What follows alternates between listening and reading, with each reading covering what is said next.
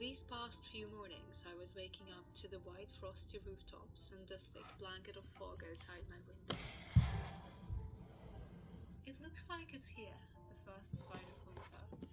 I can't say that I'm particularly happy about its early arrival, especially after an unusually warm autumn and equally unusually cold summer.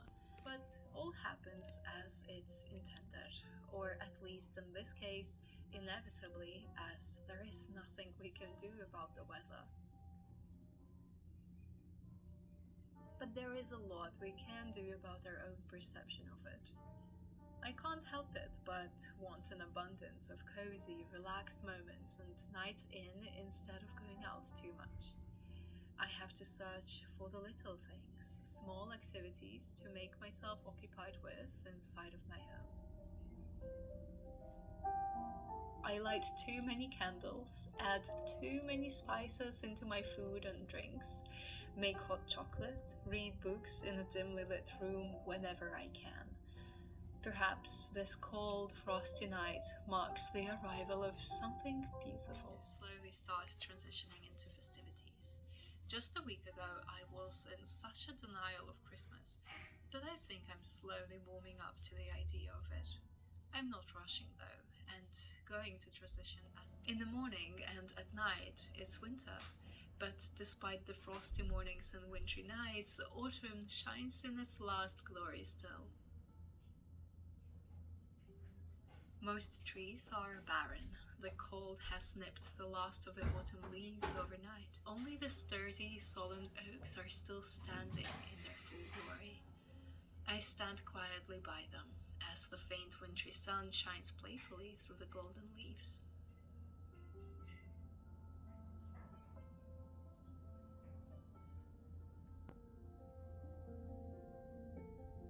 I haven't visited my secret garden for a while now. Last time I walked these paths was when the bluebells were yet to bloom. I remember how lush it was, and varied in its foliage, so this seemed to me like the perfect place to go to forage for some evergreens for my Christmas ornaments. I was right. I found cypress trees, pines, holly, and weeping willows. I will try to make my own handmade decorations this year.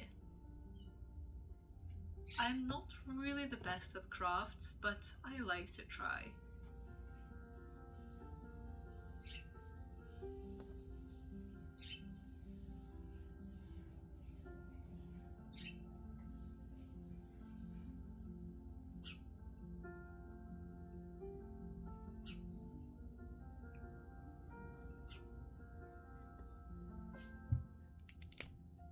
I follow my own schedule based on my own feelings. When the frost hit us for the first time a few days ago, I could suddenly smell winter in the air.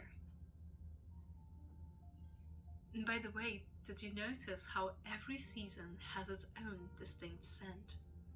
Winter smells icy cold, crisp, clean, with aromas of chimney smoke and firewood.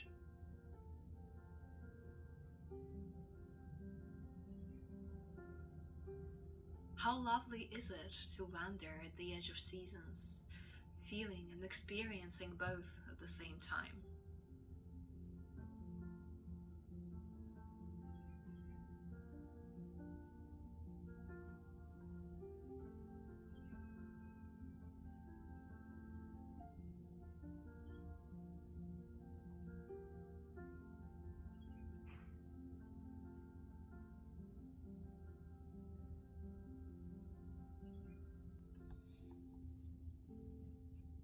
I collected enough branches for a big lush wreath this year.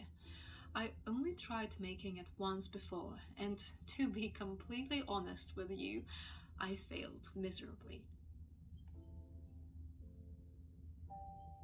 I always set big goals for myself, quite often failing to achieve the result I initially envisioned. The artist in me sees it so perfectly in my head, but I lack experience turning my vision into reality. This is where I have to remind myself to keep trying anyway. It can be quite disheartening when your artistic endeavors don't quite come out as you've planned. And so easy to say, that's it, if I can't do it to my standards, I'm not going to pursue it anymore.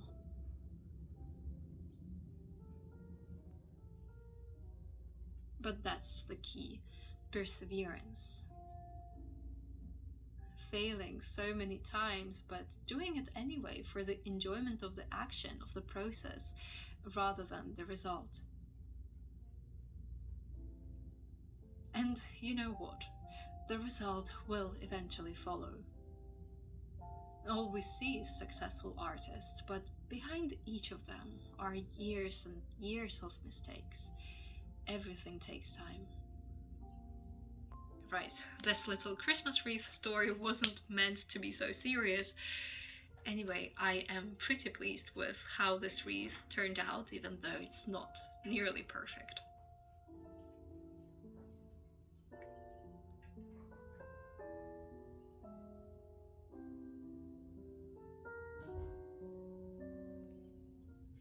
Thank you for watching, and see you again soon.